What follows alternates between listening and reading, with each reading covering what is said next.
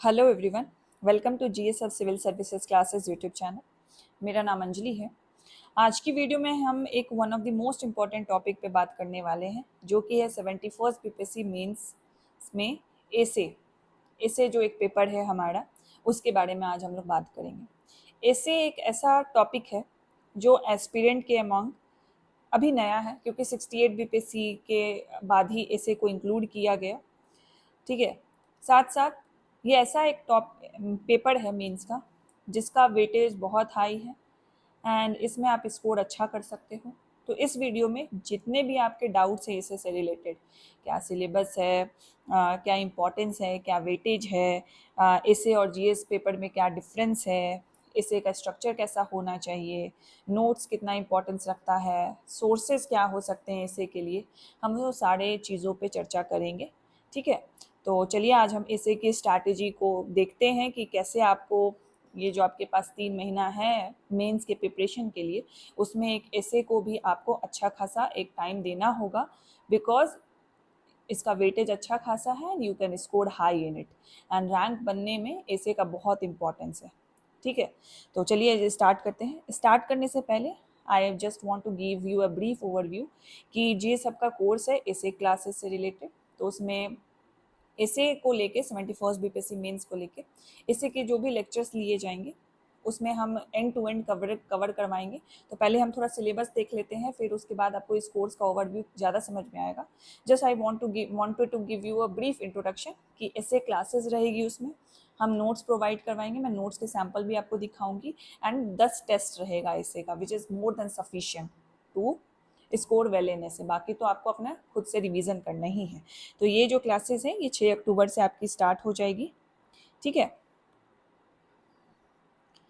6 अक्टूबर से स्टार्ट हो जाएगी। 10 टेस्ट इसमें इंक्लूडेड है। वीडियो लेक्चर्स आपके होंगे और ये मेरे द्वारा ही लिए जाएंगे, और इसमें आपको नोट्स भी मिलेगा, ड्राफ्ट मिलेगा, उसका फॉर्मेट दिखाऊंगी क्योंकि इस बार हमने ऐसे पे बहुत मेहनत की है, सो दैट आपको बेस्ट से बेस्ट कंटेंट मिले और आपको इधर उधर भटकने की ज़रूरत ना पड़े। एंड अगर कुछ भी आपको इंक्वायरी के लिए या कुछ और डिटेल जानना होगा तो आप वेबसाइट पे भी, जीएसएफ के वेबसाइट पे भी देख सकते हैं, या सर का जो नंबर है, टीम का जो नंबर है, आप उस पर भी कांटेक्ट कर सकते हैं, व्हाट्सएप कर सकते हैं। तो चलिए पहले हम इस एसे की स्ट्रैटेजी देख लेते हैं, फिर इस कोर्स के बारे में और आपको डिटेल में अच्छे से मैं बताऊंगी, तब आपको ज़्यादा समझ में आएगा। ठीक है, तो सबसे पहले तो यहाँ पे मैंने टॉपिक जॉट डाउन किए हुए हैं कि इस वीडियो में हम क्या क्या डिस्कस करेंगे। तो सबसे पहले कि एसे पेपर का इम्पोर्टेंस। एसे जो है ये one of the main paper है मेंस एग्जाम का। GS1 है, GS2 है एंड एसे है। ठीक है, तो इसका जो इम्पोर्टेंस है मेंस के फाइनल मार्क्स में 1/3 का रोल ये प्ले करता है। तो इसी से इसका इम्पोर्टेंस आपको पता चल जाएगा कि ये कितना इम्पोर्टेंस रखता है खुद में for the mains qualification and for the final selection as well, क्योंकि हमने मेंस और बाकी जो स्टेजेस है बीपीएससी के प्रीलिम्स इंटरव्यू को देखा, तो मेंस कितना उसका वेटेज है। मेंस में वेटेज एसे का 1/3 है। ठीक है, जितना GS1 का है, जितना GS2 का है, उतना ही वेटेज आपका एसे में है। एंड एसे का इम्पोर्टेंस इस वजह से और बढ़ जाता है कि जो भी आप GS1 में पढ़ते हो, GS2 में पढ़ते हो, उसी का एप्लीकेशन आपको करना है। बस जो अप्रोच है लिखने का वो बदल जाएगा, जो स्टाइल है लिखने की वो बदल जाएगी। ठीक है, सारा कंटेंट आपको यहीं से लेना है, बस हल्का सा थोड़ा सा मेहनत करना है, जो बच्चे नहीं करते हैं और जिस वजह से उनका मार्क्स नहीं आता है। वो कहानियाँ लिख के आ जाते हैं एंड 100 मार्क्स का अगर एक ऐसे है तो उनमें 30 मार्क्स भी वो लाने लायक नहीं रहता, और यहीं पे उनका मेंस के पीडीएफ, मेंस के रिजल्ट के पीडीएफ से उनका नाम कट जाता है। तो आई वांट कि ऐसा इस बार ना हो। तो मैं जो आपको स्ट्रैटेजी बता रही हूँ, मैं जो भी आपको डिक्टेट कर रही हूँ, मैं चाहती हूँ कि आप इससे साथ साथ जॉट डाउन भी कर लें और इसको ध्यान में रखें कि इसी स्ट्रैटेजी के साथ अगर आप कोर्स ज्वाइन ना भी करें, अगर आप खुद सेल्फ डिसिप्लिन और खुद करना चाहते हैं सेल्फ स्टडी के साथ, इसी स्ट्रैटेजी को फॉलो कीजिए। ठीक है, नेक्स्ट आता है मार्क्स एंड वेटेज। जैसा GS1 का या GS2 का मार्क्स है, ये 300 मार्क्स है, ये 300 मार्क्स है, उसी तरह ऐसे भी जो है वो 300 मार्क्स का है। तो ऑब्वियसली जो इसका वेटेज है ये 1/3 है। ठीक है, इसका इतना वेटेज है। बट अगर हम वेटेज की इन प्रैक्टिकल सेंस में बात करें तो over the years, not much years, 68 BPSC से ही लीजिए, क्योंकि यहीं से ऐसे का पेपर इंक्लूड किया गया था। तो आप जब, मैंने बहुत एस्पिरेंट्स के जो भी सेलेक्टेड हैं, जो नहीं भी सेलेक्ट हुए हैं, उनके मैंने मार्क्स देखे हैं, क्योंकि जब आप सेलेक्ट हो जाते हो तो सब अपने मार्कशीट डालते हैं। तो हम लोग सेलेक्टेड का एक अलग से ग्रुप बन जाता है, तो उसमें सब एक दूसरे का मार्कशीट अपना देखते हैं कि मेरा इतना मार्क्स है, इतना मार्क्स आया। तो उससे मैंने एक ट्रेंड एनालाइज किया है। ट्रेंड ये है कि GS2 का जो मार्क्स है वो रिलेटिवली कम ही होता है in comparison to GS1 and ऐसे। ठीक है, ये रिलेटिवली कम ही होता है। तो ऐसा नहीं कि हमें GS2 पे कम ध्यान देना है। GS2 पे आप जितना टॉप नॉच कंटेंट लिखो तब भी GS1 और ऐसे से आपका कम ही मार्क्स रहेगा। सो GS1 में DI plays a main role. DI आपका 72 मार्क्स का होता है। अगर 72 मार्क्स में अगर 70 भी ले आते हो तो आप आराम से 185 प्लस स्कोर कर सकते हो, आराम से। The content of the history is very limited as well as the current affairs ही थोड़ा डाइवर्स है, एंड GS एंड DI अगर अच्छे से प्रिपेयर कर ले तो 70 मार्क्स भी आ जाता है या इवन 65 प्लस आता है। You can able to score 180 plus easily. Same goes with essay. अब यहाँ पे प्लीज 69th बीपीएससी का बायसनेस मत ले आना यहाँ पे कॉन्टेक्स्ट में। अब इसमें मेरे तरफ से आप, मैं क्या ही इसमें रिप्लाई दूं, ठीक है, मैं क्या ही इसमें आपको बता दूं। हाँ, हुआ था बायसनेस, हुआ था, देखने को मिला था, लेकिन उसमें भी मैंने एक दो का पेपर का देखा है जिसमें इंग्लिश मीडियम को भी ठीक ठाक मार्क्स मिले थे। आई नो वहाँ पे Hindi medium and English medium का प्रॉब्लम हुआ था, बट उसको हम जनरलाइज नहीं कर सकते क्रॉस। अभी 70th मेंस का रिजल्ट नहीं आया है तो हम उसको जनरलाइज अभी नहीं कर सकते। एक अपवाद था, जैसे 70th बीपीएससी प्रीलिम्स एक अपवाद था, उसी तरह 69 बीपीएससी का ऐसे भी एक अपवाद था। ठीक है, उसको जनरलाइज मत कीजिए।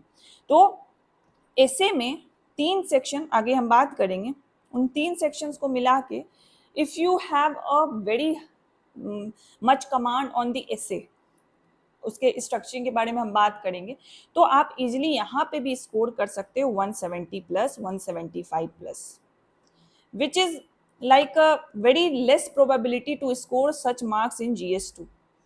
बहुत कम के ही आते हैं GS2 में इतने मार्क्स, 170, 165 बहुत कम के ही होते हैं।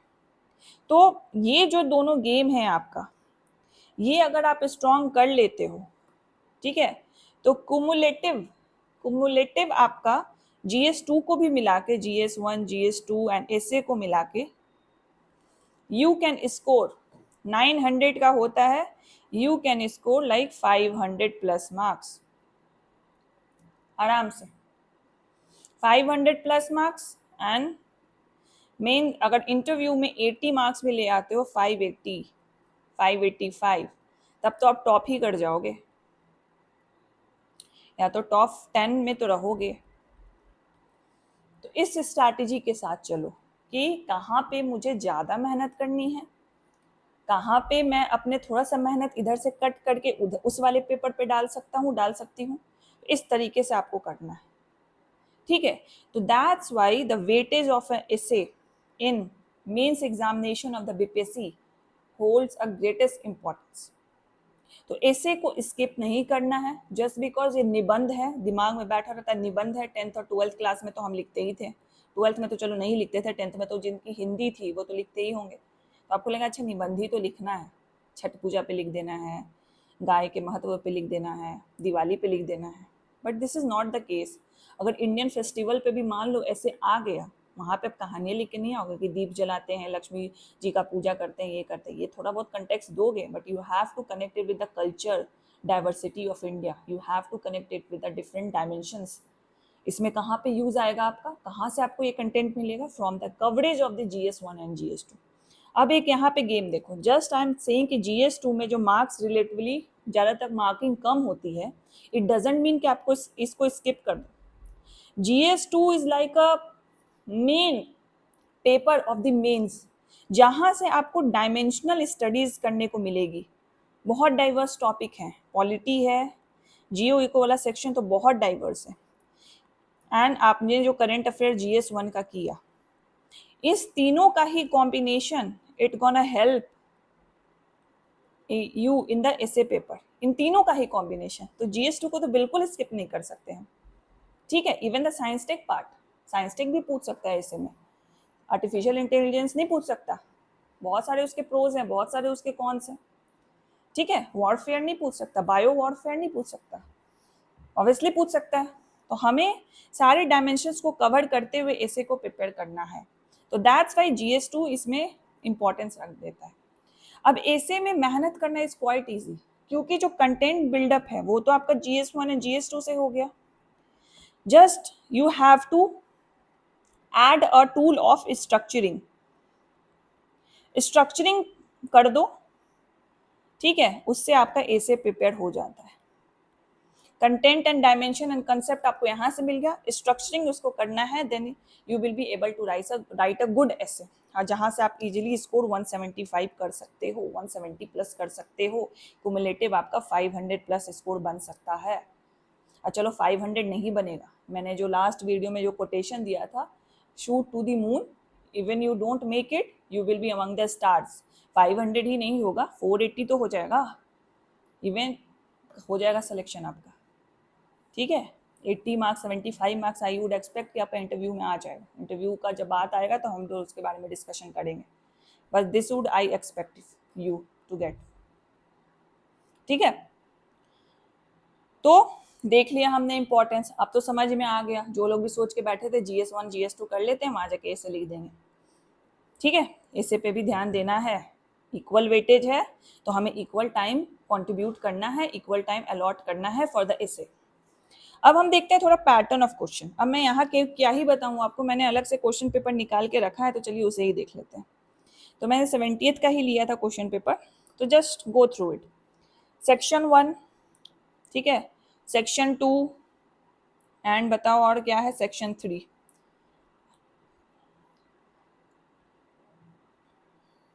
सेक्शन 3 देख लिया, सेक्शन 2 हो गया एंड सेक्शन 1 हो गया। हर सेक्शन में आप देखो 4 ऐसे के टॉपिक दिए हुए, तो क्या हमें 4 लिखने हैं? चलो अब यहाँ पे देख लो, write an essay on any one of the following topic in 700 to 800 words. मतलब एक ही टॉपिक पे लिखना है, मतलब 3 सेक्शन है हमारे पास, हर एक सेक्शन में 4 ऑप्शंस हैं और हर 4 ऑप्शन में एक ही लिखना है, ठीक है। तो 12 ऐसे हैं दिए हुए, उसमें से हमें सिर्फ 3 एसेज लिखने हैं।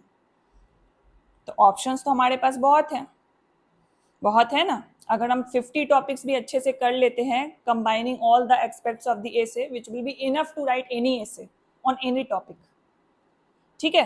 तो 3 ऐसे हमें लिखने हैं, हर एसे 100 मार्क्स का है, तो मैंने जो बताया 300 मार्क्स का एसे है। अब थोड़ा सा जाते हैं टॉपिक के अंदर। The importance of India in the contemporary global perspective, country development and information technology, environmental imbalance is the destroyer of the creation, soil conservation and organic farming। अब इसमें से कोई ऐसा टॉपिक बताओ जो GS से रिलेटेड नहीं है। Importance of India in the global perspective, in the contemporary global perspective, यहाँ पे आपको करंट अफेयर्स का इंडिया रिलेशन काम नहीं करेगा, डिफरेंट रिलेशंस जो हम पढ़ेंगे। यहाँ पे आपको करंट अफेयर्स का जो इंडिया अलग अलग इंटरनेशनल ऑर्गेनाइजेशन में है वो काम नहीं करेगा। यहाँ पे आपको जो GS2 में हम पढ़ेंगे कि इंडिया का ग्लोबल ट्रेड क्या है, वो काम नहीं करेगा, वो डायमेंशन आपको नहीं देगा। यहाँ पे जो हम लोग जियो इको में ही पढ़ेंगे, इंडिया का जो डिफेंस स्टैंडर्ड है वो क्या है, साइंस से रिलेटेड जो R&D कर रही है इसरो, उसका क्या इंपॉर्टेंस है, साइंस टेक में इंडिया कहाँ बढ़ रहा है, उसका क्या इंपॉर्टेंस है, ये काम नहीं देगा। हाँ, इंडिया का क्या रोल है साउथ एशिया में, काम नहीं देगा। बताओ, ग्लोबल साउथ पढ़ोगे कॉन्सेप्ट ऑफ करंट अफेयर्स में, काम नहीं देगा, ठीक है। नेक्स्ट आप देखो, इंफॉर्मेशन टेक्नोलॉजी साइंस टेक का पार्ट है। Even if you not read in the science tech, geo eco में कवर होगा, ये आप ई गवर्नेंस पढ़ोगे। उसी तरह country development, growth and development, economic growth and development geo eco का पार्ट है। काम नहीं दे रहा है क्या? नेक्स्ट देखो, environmental imbalance is the destroyer of the creation. Environmental imbalance हम लोग क्या पढ़ेंगे? क्लाइमेट चेंज पढ़ेंगे, ग्लोबल वार्मिंग पढ़ेंगे। तो क्या है? It is also a part of GS, it is also the part of GS2। soil conservation and organic farming, again it is related to environment itself, तो which is a part of GS2, जिसमें हम लोग पढ़ेंगे कि different different conservation measures क्या हैं। soil conservation, organic farming, agriculture में पढ़ेंगे हम लोग कि what are the way forward for the agriculture, तो उसमें organic farming is one of the major aspects। तो again GS का part। section 2 पे अब आओ, political will and the national security। political will, polity का कंसेप्ट यहाँ नहीं डाल सकते। National security, it is both link to the current affairs as well as the geo eco section. National security की बात करेंगे तो end of corruption and the upliftment of the country, corruption perception index पढ़ोगे आप current affairs में, ठीक है। इसको अलग अलग पॉलिटिकल कॉन्सेप्ट से भी लिंक करोगे, हो सकता है, बिल्कुल हो सकता है। जियो इको में भी पढ़ोगे, सब्सिडीज हो गया, lack of implementation of schemes हो गए, हर चीज में ये यूज होता है करप्शन का एक point. Lax law and order is a hindrance to the women empowerment. Women empowerment तो बहुत ही ऐसा कन्वेंशनल टॉपिक है कि हमें जियो इको में भी उसका यूज है। Even in the polity section women reservation bill आया, वहां से हमें मिल गया वुमेन एम्पावरमेंट का एक पॉइंट, एक डायमेंशन। अगेन जीएस का part. World welfare is impossible without the spiritual consciousness. यहाँ पे थोड़ा सा फिलोसफिकल एक्सपेक्ट आ गया, क्योंकि स्पिरिचुअलिटी आप कहीं पढ़ने वाले नहीं हो बीपीएससी के सिलेबस में, तो यहाँ पे आ गया फिलोसफिकल कंसेप्ट। तो अभी तक आपने स्टैटिक पोर्शन देखा। स्टैटिक आई मीन कि it is link to the GS conventional topic. यहाँ पे आ गया थोड़ा सा philosophical. World welfare again a topic of the GS, but यहाँ पे स्पिरिचुअलिटी को इन्होंने ऐड करके इसको थोड़ा फिलोसफिकल बना दिया। तो नेक्स्ट हमारा जो कैटेगरी मिला वो हो गया फिलोसफिकल। इसमें तो चलो बहुत ज्यादा स्टैटिक ही था, आप जब देखोगे 68 का पेपर, 68 बीपीएससी का पेपर, उसमें फिलोसफिकल था। तो हम फिलोसफिकल एसे के भी बारे में बात करेंगे। इवन जो कोर्स जीएसएफ का है उसमें फिलोसफिकल एसे को भी हम लोग डिटेल में कवर करेंगे कि कौन कौन से अप्रोचेस से आप फिलोसफिकल एसे को लिख सकते हो। अब सेक्शन 3 पे आते हैं। सेक्शन 3 पे अगेन 1 ही एसे लिखना है। तो यहाँ पे देखो, ये जो एसे है, अब ये बोलोगे कौन सा लैंग्वेज है, ये बिहार के लोकल लैंग्वेज है। मैथिली लैंग्वेज हो गया, भोजपुरी लैंग्वेज हो गया, मगधी लैंग्वेज हो गया, उस लैंग्वेज में लिखा हुआ है। तो बिहारी लैंग्वेज में ईडियम्स है, मुहावरे हैं, यूनिवर्सल ट्रुथ है, उस पे आपको ऐसे लिखना है। तो it is kind of also philosophical itself, just इसका रूप बदल के दे दिया है, इंग्लिश में ना देके इसको बिहारी लैंग्वेज में दे दिया गया है। तो बनले के साथी सब केहू ले, अड़ुए बिगड़ले के केहू नाही। ठीक है, मैं सब कुछ नहीं पढ़ने वाली, तो इसका बस आपको मीनिंग पता होना चाहिए। जैसे ही when you get the meaning of this मुहावरा, of this idiom, just treat it like a philosophical essay. Philosophical essay से लिख देना। मुहावरा बेसिकली वही होता है जो कि सोसाइटी में एज ए यूनिवर्सल ट्रुथ होता है, वो एक्सेप्टेड रहता है कि हाँ सोसाइटी में ये मुहावरा चलते आया है, तो इसमें कहीं ना कहीं वो सच्चाई है, तभी वो मुहावरा निकलता है। तो उसी यूनिवर्सल ट्रुथ को हमें अपने डायमेंशन से, हमें अपने लाइक एनालिटिकल स्किल से, हमें अपने एग्जाम्पल्स दे के, रिपोर्ट्स बता के, लिंक करके, कोहेरेंट स्ट्रक्चर में बना के उसका ऐसे लिखना है, उसको प्रस्तुत करना है। ठीक है, तो आपने यहाँ पे देखा 3 सेक्शन, तीनों सेक्शन में हमने अलग अलग ऐसे को देख लिया। तो यहाँ से हमें 3 टाइप ऑफ ऐसे मिल गए। एक जो स्टैटिक, जिसको मैं कन्वेंशनल टॉपिक्स बोलूंगी, जो जीएस से कोहेरेंट है। दूसरा हमें मिल गया फिलोसफिकल, जिसमें हमें थोड़ा सा फिलोसफिकल एंगल देना है, थोड़ा सा वैल्यूज, मोरालिटी, वो वाले एंगल को इसमें इंक्लूड करना है, तो फिलोसफिकल ऐसे मिल गया दूसरा। तीसरा हमें मिल गया Bihar idioms, which is nothing but it is a philosophical ऐसे इटसेल्फ। बस फिलोसफिकल ऐसे आपको इंग्लिश में लिख के दिया जाएगा, इसको आपको बिहार के लैंग्वेज में लिख के दिया जाएगा। इवन इसका जो इंग्लिश ट्रांसलेशन है वो भी बिल्कुल जैसे हम लोग कैजुअल टाइपिंग नहीं करते, दोस्त से बात करना, अपने घर पे बात करना, वैसा कैजुअल टाइपिंग में इसको लिख के दिया गया है। ठीक है, अब एक चीज और गौर करो जो मैंने नहीं बताया, 700 टू 800 वर्ड्स, 700 टू 800 वर्ड्स। ठीक है, मैं एक एवरेज हैंड राइटिंग सबकी लेके चली हूँ कि इतना बड़ा लिखते हो, इतना छोटा लिखते हो। 700 टू 800 वर्ड्स को अगर हम इक्विवेलेंट करें पेजेस में, नंबर ऑफ पेजेस में, तो ये 8 टू 9 पेजेस अप्रॉक्स होंगे, या 7 टू 8 पेजेस अप्रॉक्स होंगे। 100 वर्ड एक पेजेस में, या 100 वर्ड आपका 1 से 1.5 पन्ना में। ठीक है, तो 1 से 1.5 पन्ना तो नहीं होगा, 1.5 पन्ना से कम ही होगा, तो उसको कुमुलेटिव मिला के 9 पन्ने में आपका ऐसे होना चाहिए। आप जीएस का जो लॉन्ग आंसर क्वेश्चन लिखते हो कितने पन्ने में लिखते हो? 3.5 मैक्स। आपको 9 पन्ना लिखना है यहाँ पे ऐसे के लिए।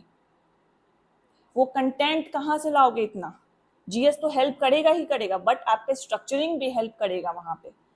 ठीक है, तो इसी सारी भी चीजों पे हम लोग क्लासेस में डिस्कस करेंगे, कैसे आप ऐसे को और इंक्रीज अच्छे से प्रस्तुत कर सकते हो। कंटेंट बिल्डअप तो रहेगा ही, लेकिन साथ साथ उसका एक स्ट्रक्चर फ्रेमिंग करना, that is the main task of writing an essay. ठीक है, तो I hope the pattern of the question जो मैं अभी डिस्कस करी थी वो क्लियर हो गया होगा आपको। All right, let me change the colour. Next देखते हैं एसे वर्सेस जीएस आंसर। तो पहला जो हमने डिफरेंस देखा वो तो देख लिया ना, नंबर ऑफ पेजेस का, नंबर ऑफ पेजेस और नंबर ऑफ वर्ड्स। देखो, जो भी आप क्या बोलते हैं, जीएस का जो GS1 है, GS2 का है, तो उसमें कभी नहीं देखोगे कि BPSC number of words disclose करता है। वो नंबर ऑफ पेपर्स आपको देगा, नंबर ऑफ पेजेस अलॉटेड है हर एक क्वेश्चन के लिए। किसी में 4 पेज देगा, किसी में 5 पेज देगा, किसी में 6 पेज भी मैंने देखा है। 69 में, 68 में, 67 में तो बहुत ही अलग ही टाइप का पेपर होता था, जो बुकलेट आपको दिया जाता था, आंसर बुकलेट। लेकिन 68 से ये चेंज हो चुका है। ठीक है, तो नंबर ऑफ पेजेस और नंबर ऑफ वर्ड्स, इसका डिफरेंस है। जहां से आपको 3.5 पन्ने तक लिखना है जीएस आंसर, वहीं आपको ऐसे क्या लिखना है, 8 से 9 पन्ने। पहला डिफरेंस तो ये हुआ। दूसरा डिफरेंस हुआ स्ट्रक्चर। यहाँ पे आपका बहुत एक फॉर्मल अप्रोच रहेगा। Formal approach means that you are giving a definition, that you are, यहाँ पे डायरेक्ट अप्रोच भी रहेगा। Directly you are quoting some data, the report, and एक स्ट्रक्चर इसमें फिक्स रहेगा कि that you have to give a intro. अगर definition के साथ देना तो दो, इससे पहले जो मैंने मेन आंसर राइटिंग का लिया था उसमें मैंने अलग अलग अप्रोचेस आपको इंट्रोडक्शन के बताए। फिर बॉडी में you have to quote the director. तो it has the formal setup, एक फॉर्मल सेटअप आंसर का है जो आपको यहाँ पे लिखना है। But when it's comes to essay, it is a kind of informal. यहाँ पे आपको यही कंटेंट, सेम कंटेंट को यूज करना है, but with a coherent structure. एक कहानी की तरह फ्लो होना चाहिए इसका, एक कहानी की तरह इसका फ्लो होना चाहिए। कैसे इंट्रो आपने स्टार्ट किया, तो वहीं पे जो रीड कर रहा है examiner, even a third party is reading, वो आपके इस ऐसे से बंध जाए। ठीक है, और वो आपका रीड करने, वो आपका चाहेगा कि मैं पूरा इसका ऐसे रीड करूं। जैसे आप नोवेल पढ़ते हो ना, कोई नोवेल अच्छी लगती है, कोई नोवेल अच्छी नहीं लगती। क्यों? कोई ज़्यादा अट्रैक्टिव लगती है, क्यों? वहाँ पे तो कोई पिक्चर्स तो बना नहीं रहता, वहाँ वर्ड्स का ही खेला होता है। जो वहाँ पे वर्ड्स का प्लेइंग होता है वही आपको अट्रैक्ट कर लेता है, वही आपका जो अटेंशन है वो ग्रैब करके रखता है। तो वही चीज़ हमें करनी है यहाँ पे ऐसे में। तो यहाँ पे फ्लो अलग होगा, कोहेरेंट स्ट्रक्चर होगा, कंटेंट विल बी सेम। यहाँ पे हमें वर्ड्स के साथ प्ले करना है। यहाँ पे भी इंट्रो, बॉडी, कंक्लूजन रहेगा, बट उसका स्ट्रक्चर पता नहीं चलेगा, वो डिमार्केशन हमें नहीं पता चलेगा कि इंट्रो कहाँ खत्म हुआ, कहाँ से बॉडी स्टार्ट हुआ और कहाँ कंक्लूजन हुआ। ये डिमार्केशन हमें नहीं देना है ऐसे में। ये फ्लो इतना स्मूथ होना चाहिए कि यहाँ पे पता ही ना चले कि हमने ये डिमार्केशन दिया भी है। ठीक है, so that's the main difference between the essay and the GS answer. ठीक है, नेक्स्ट टॉपिक पे आते हैं, बेसिक एसे का स्ट्रक्चर क्या होगा। तो मैं यहाँ पे आपको बस एक थोड़ा सा ब्रीफ दे देती हूँ कि बेसिक स्ट्रक्चर क्या होता है। तो बेसिक स्ट्रक्चर जीएस का ही स्ट्रक्चर होगा। आपको इंट्रो देना है, बॉडी पे फोकस करना है, एंड लास्ट में एक कंक्लूजन देना है। जीएस से यही होगा कि आप वहाँ पे हेडिंग दोगे जीएस में कि बॉडी में मैं ये बता रहा हूँ, ये बता रहा हूँ, ये लिख रहा हूँ, सब हेडिंग, बट ऐसे में ऐसा नहीं होता है। ऐसे में जो इंट्रो है, आप एक स्टोरी से स्टार्ट करो, just to grab the attention of the reader, ठीक है। फिर उसके बाद बॉडी में डिफरेंट डिफरेंट डायमेंशंस को कवर करो, but it should not be look like a GS का आंसर। इस तरीके से इंक्लूड करना है कि it flows like a story, एक स्टोरी की तरह आप बता रहे हो। आप सारे रिलेवेंट कंटेंट दे रहे हो जो आपने जीएस में पढ़ा है, बट उसको एज ए स्टोरी की तरह डिक्टेट कर रहे हो, ठीक है। तो बॉडी उस तरीके से होगा। And lastly you have to give a concluding remark. तो ऐसा नहीं कि कंक्लूडिंग रिमार्क में आपको कुछ कुछ डेटा ही कोट करना है, बहुत एक स्ट्रेट फॉरवर्ड दे देना है जैसे आप जीएस के आंसर में देते हो। यहाँ पे आपको जो भी आपने लिंक किया है बॉडी से, आप इसको लिंक कर सकते हो या डायरेक्ट इंट्रो से लिंक कर सकते हो कि जहाँ से आपने शुरुआत की वहीं पे आप इसको कंक्लूड कर दें। तो इसी सारे अप्रोचेस को हम लोग कोर्सेज में भी डिस्कस करेंगे, जो कोर्स ये सबकी चलेगी ऐसे की, ठीक है। तो ये बेसिक स्ट्रक्चर है। जब आप कंटेंट थोड़ा पढ़ लोगे फिर और हम स्ट्रक्चरिंग की वीडियो लेके आएंगे इसमें। चलिए नेक्स्ट हम देखते हैं कि डीलिंग एवरी सेक्शन सेपरेटली। मैंने बताया आपको 3 सेक्शन है, static, philosophical and idioms. Static में you have to cover the most conventional topics. Conventional topics से आई होप आपको क्लियर हो गया होगा मैं क्या बोलना चाह रही हूँ। तो जो भी जीएस में टॉपिक्स हैं कन्वेंशनल, जो भी आपको लगता है these are the most important topics, और इसका रेलिवेंस भी डिफरेंट एसे में ज़्यादा है। फॉर एग्जाम्पल आपसे विमेन एम्पावरमेंट पूछा, तो उसमें विमेन के एक्सपेक्ट तो आप लिखोगे ही, लेकिन मान लो कि आपका एक और टॉपिक है इकोनॉमिक ग्रोथ एंड डेवलपमेंट, तो क्या आप वहाँ पे विमेन का इंक्लूसिव ग्रोथ में नहीं लिखोगे? लिखोगे ही ना। तो ऐसे ऐसे टॉपिक आपको पिक करने हैं जिसका रेलिवेंसी ज़्यादा है, it can cover in the most of the ऐसे टॉपिक, उसमें आप इंटरलिंकिंग कर सकते हो। तो ये ऐसे टॉपिक को आपको कवर करना है और इसका ड्राफ्ट बना के रखना है। तो फॉर एग्जांपल विमेन हो गया, हेल्थ हो गया, ग्लोबलाइजेशन हो गया, एजुकेशन, टेररिज्म एक्सेट्रा। तो ये स्टैटिक टॉपिक्स जो भी कन्वेंशनल टॉपिक्स हैं इतने आपको प्रिपेयर करने हैं, ठीक है। इसका सिग्निफिकेंस ना सिर्फ आपको कन्वेंशनल टॉपिक्स में देगा बल्कि फिलोसफिकल एंड बिहार इडियम्स वाले सेक्शन में भी आपको देगा, ठीक है। और ये कोर्स के अंदर हम ये काम आपके लिए सॉर्ट आउट कर रहे हैं।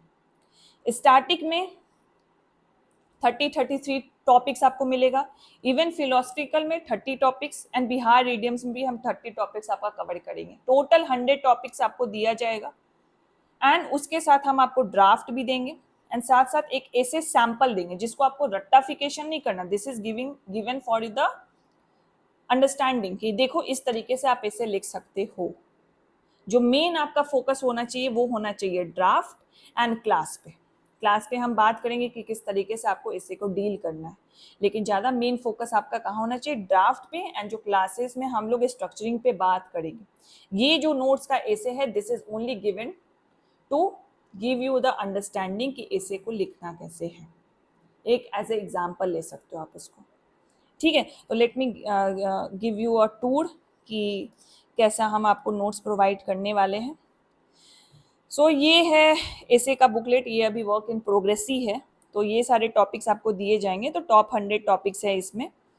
तो फिर जैसे देखो कि पहला जो है विमेन से रिलेटेड है, तो हमने एक आपको टॉपिक ही दे दिया, हमने डायरेक्ट नहीं लिख दिया कि विमेन एम्पावरमेंट, बट जो भी इसका ड्राफ्ट होगा वो विमेन से रिलेटेड होगा। The changing role of the women in Indian society, progress and challenges. तो यहाँ पे हमने कुछ कुछ कोटेशंस दे दिए। Quotation is very handy in essay, बहुत हैंडी होता है and it gives a value additional points in your essay, ठीक है। तो यहाँ पे हमने जो भी रिनाउंड पर्सनालिटीज है, फॉर एग्जाम्पल विनियर रॉस वेलेस, महात्मा गांधी, नेल्सन मंडेला, उनके द्वारा जो भी कोटेशंस आपको दिए हैं वो हमने इंक्लूड किए। अब ऐसा नहीं कि यही रिनॉल्ड पर्सनालिटी के कोटेशन है, अलग टॉपिक में अलग कोटेशन। करंट न्यूज़, जो भी इंपॉर्टेंट करंट न्यूज़ है ऐसे से वुमेन एम्पावरमेंट से रिलेटेड वो हमने इंक्लूड किया। कुछ एनेक्डोट्स हमने दे दिए करंट से रिलेटेड, जो भी छोटे छोटे स्टोरीज हैं, कोई वुमेन पंचायत है, पंचायती राज सिस्टम में कोई वुमेन सरपंच है, उन्होंने कुछ अच्छा काम किया तो उसका एक एग्जाम्पल दे दिया, ठीक है। कुछ रिपोर्ट्स के डेटा हमने दे दिए कि इतना से इतना % वुमेन एम्पावरमेंट हुआ है अभी तक, एंड कुछ हमने एग्जाम्पल्स दे दिया, ठीक है, कुछ हमने आपको और एग्जाम्पल्स दे दिए जिसको आप कोट कर सकते हो। For example Kalpana Chawla, Kiran Mazumdar, Indian women's breaking barriers in science and business respectively. तो आप जब डायमेंशंस कवर करोगे, फॉर एग्जांपल पॉलिटिकल में दिखाओगे, साइंस एंड टेक में दिखाओगे, टेक्नोलॉजी में दिखाओगे, इन्वायरमेंटलिज्म में दिखाओगे, तो ये सब में आप डायरेक्ट साथ साथ एक एग्जाम्पल्स भी, रियल लाइफ एग्जाम्पल्स भी देते जाओगे, तो it add values to your एसे।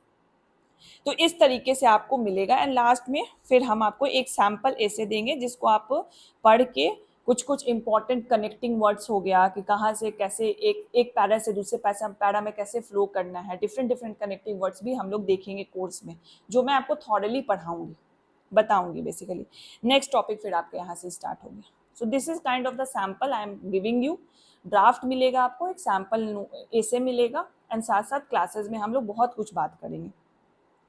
जैसे मैं कनेक्टिंग वर्ड्स बता रही हूँ ना, जैसे हमें पैरा लिखना है, हमने तो ऐसा नहीं कि पूरा एक ही बार लिख लेना है, तो जैसे पैरा लिखना है तो हमने यहाँ पे छोड़ा, तो इसको कैसे हम नेक्स्ट पैरा से कनेक्ट करते हैं, यहाँ पे कौन सा वर्ड्स हम यूज कर सकते हैं, ठीक है, कौन सा वर्ड्स यूज कर सकते हैं। फॉर एग्जाम्पल आप थोड़ा सा हिस्टोरिकल ओवरव्यू देना चाहते हो, तो एज ए हिस्टोरिकल ओवरव्यू ना लिख के कुछ अलग वर्ड हम यूज कर सकते हैं जो ऐसे में आर्टिकुलेटिव भी लगे और जो आप मीनिंग बताना चाह रहे हो वो भी पर्पस उसका सॉल्व कर दे, ठीक है। तो इस तरीके से ये सारे चीज़ों को हम लोग डील करेंगे और क्लास में ही हम लोग एग्जाम्पल्स भी करेंगे, सो दैट आपको ज़्यादा से ज़्यादा जो भी डाउट है इससे रिलेटेड वो क्लियर हो जाएगा। Ultimately it's up to you. मैंने क्लासेस ले लिए ऐसे के, नोट्स भी प्रोवाइड कर दिया, टेस्ट सीरीज भी कर दी। अब ये दोनों तो आप कर रहे हो, टेस्ट सीरीज नहीं लिख रहे हो, साथ साथ आप अपनी प्रैक्टिस नहीं कर रहे हो। प्रैक्टिस इज मेन की ऐसे के लिए। Essay is like you are writing a story, content है आपके पास, डेटा है आपके पास, बट प्रैक्टिस नहीं है, नहीं लिख पाओगे कहानी, नहीं लिख पाओगे। रिलेवेंट कहानी लिखनी है, डायमेंशन फुल कहानी लिखनी है, वो वाली कहानी नहीं लिखनी है कि जो 10th के बोर्ड एग्जाम में लिख के आ जाते थे। तो ये प्रैक्टिस आप ही को करना है, कहीं से भी पढ़ लो इसे, जब तक ये नहीं करोगे नहीं होगा। एंड वही एवरेज बिलो एवरेज ऐसे लिख के आ जाना एग्जाम में, 130 से 135 मार्क्स आएगा। देखो 130, 135, हाँ 140 मार्क्स, कुछ नहीं भी करोगे ना ज़्यादा, ऐसे के लेक्चर्स देख लोगे, नोट्स देख लोगे, इसी से आ जाएंगे 135, 130 मार्क्स। इस 135, 130 मार्क्स को इंक्रीज करके 160 प्लस लाना, ठीक है। वहाँ पे जो मेहनत लगती है ना, ये कुछ कम ही लोग करते हैं जो सेलेक्ट होते हैं। यही हार्ड वर्क आपको करना है। ऐसे नोट्स कलेक्ट कर लिए, क्लासेस देख लिए और संतुष्ट हो गए कि यार मेरा ऐसे तो कंप्लीट हो गया, नहीं हुआ है कंप्लीट, यहाँ पे लटक जाओगे, मेंस नहीं क्वालिफाई होगा, हो भी जाएगा तो इंटरव्यू में कितना भी अच्छा मार्क्स ले आओ, you will not able to qualify. अगर हो भी जाएगा नीचे रैंक आएगा, कुछ ऐसा जॉब मिल जाएगा that you don't want, level 7 का जॉब मिल जाएगा, ऐसा जॉब मिल जाएगा जो आपको नहीं चाहते थे। फिर आप इसी साइकिल में रहोगे कि फिर से बीपीएससी निकले, फिर से मैं दूँ, फिर से मैं अपना अच्छा पोस्ट लूँ। तो just use this 3 months to utilise to its fullest, कि एक ही बार दूँ, एक ही बार अच्छा रैंक आए और एक ही बार मेरा मनपसंद मिल जाए मुझे post. I don't have to do the hard work again and again, ठीक है। तो यहाँ पे ये मेन मेहनत होती है, ये जो 20-30 मार्क्स का जो गेम होता है, और यहाँ से लेके 170 प्लस क्रॉस करना, यहाँ पे फिर और एक्स्ट्रा ऑर्डिनरी एफर्ट चाहिए होता है कि कैसे मैं और इम्प्रोवाइज करूँ, कैसे मैं और से और एग्जाम्पल इसमें डाइवर्स एग्जाम्पल डालूँ। यहाँ पे वो और मेहनत लगती है। तो यहाँ पे जो और मेहनत करते हैं वो टॉप में रैंकर्स में आते हैं, और जो यहाँ पे मेहनत करते हैं एटलीस्ट उनका सिलेक्शन तो अच्छे से हो जाता है, ठीक ठाक रैंक पे हो जाता है। जो यहाँ पढ़ेंगे तो यहाँ तो मेजॉरिटी तो लोग यही लाते हैं।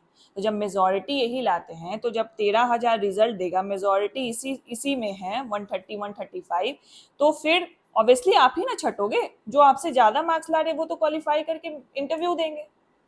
गेम तो यही है ना, जो 20-25 मार्क्स का डिफरेंस है वही तो गेम है। और वही गेम में आपको ये जो पार्ट है प्रैक्टिस का, दिस पार्ट, यही आपको हेल्प करेगा और कुछ नहीं करेगा हेल्प। किसी की भी कोर्स ले लो, किसी के कोर्स नहीं भी लो, खुद से पढ़ो, सोचो कि बस मैं बुक पढ़ लूँ और हो गया मेरा, नहीं होगा। सोर्स देखो, सोर्स तो जो आप GS1 और GS2 के लिए कर रहे हो वही मेजर सोर्स है कंटेंट वाइज। स्ट्रक्चर को समझने के लिए इधर you can join my course, जहाँ मैं बहुत डिटेल फॉर्म में आपको बता सकती हूँ, या तो आप मैंने बहुत बार ये रिकमेंड किया अनुदीप दूरी सेठी की बुक, मैंने वही रेफर की थी। ठीक है, तो मैं हमेशा वही आपको देती हूँ, बताती हूँ। मेरे टेलीग्राम पे उनके PDF भी अपलोडेड है, या सर के साइट से भी आप उसको परचेस कर सकते हो। मैं तो बोलूँगी परचेस ही कर लो, मैंने खुद ही परचेस की है। ठीक है, तो आप परचेस कर सकते हो, बहुत अच्छी बुक है। You will get a many insightful things, insightful points कि हाउ टू राइट एन ऐसे। इतना लेम लैंग्वेज में, इतना लेम लैंग्वेज एज ए एस्पिरेंट उन्होंने लिखा था ये। ठीक है, तो आप इसको फॉलो कर सकते हो। एंड इसी को एक क्लासेस फॉर्मेट में मैं आपको बताने वाली हूँ। इससे और भी मैंने जो एक्सरसाइजेस किए थे ऐसे प्रिपरेशन में, वो मैं तोड़ तोड़ के आपको बताऊंगी कि ऐसे को एक्चुअली में लिखते कैसे हैं, what are the things that helps you to improvise your essay writing. उसको हम लोग बहुत डिटेल फॉर्मेट में करेंगे। ठीक है, साथ साथ आपको 10 टेस्ट भी मिल जाएगा, full length test. Even if you don't write essay on your own, 10 full length test is very much more than sufficient. बस उसको अच्छे से लिखना है, ऐसे नहीं कि बस सो के उठ के आके दे दिए टेस्ट, नहीं, वो नहीं करना है। You have to prepare well before writing the test, तभी वो काम देगा। Again I am saying this, it's all depend upon you, your attitude, कि किस एटीट्यूड के साथ आप 71st मेंस की, BPSC मेंस की तैयारी कर रहे हो। वो एटीट्यूड अगर पॉजिटिव है, वो एटीट्यूड अगर हार्ड वर्किंग कैटेगरी का है, then you will be able to ace this exam. अगर नहीं है, जैसा सही है, यहाँ जाके दे देंगे ना, क्या जाता है, होगा होगा, अरे इतना वैकेंसी हो ही जाएगा, ये ओवर कॉन्फिडेंस हो गया। ठीक है, मेहनत की है, प्रीलिम्स में इतनी मेहनत की है, कमर तोड़ी है अपने, 8-9 घंटे बैठ के कमर में दर्द लिया है आपने। तो अभी जो 2-3 दिन का ब्रेक है, अभी तो कमर सीधा हो गया होगा आई होप। अब लगो अच्छे से मेंस एग्जाम में। अगर इस बार लग रहे हो तो इस बार लग के निकलो इस साइकिल से, जितना जल्दी हो सकता है निकलो। ठीक है, and lastly when we comes to notes, अब notes preparation is a very important key aspect mains exam में एंड इवन इन एसे। जो मैं आपको नोट्स दिखा रही थी, तो आपको ऐसे कोर्स में तो मिलेगा ही मिलेगा।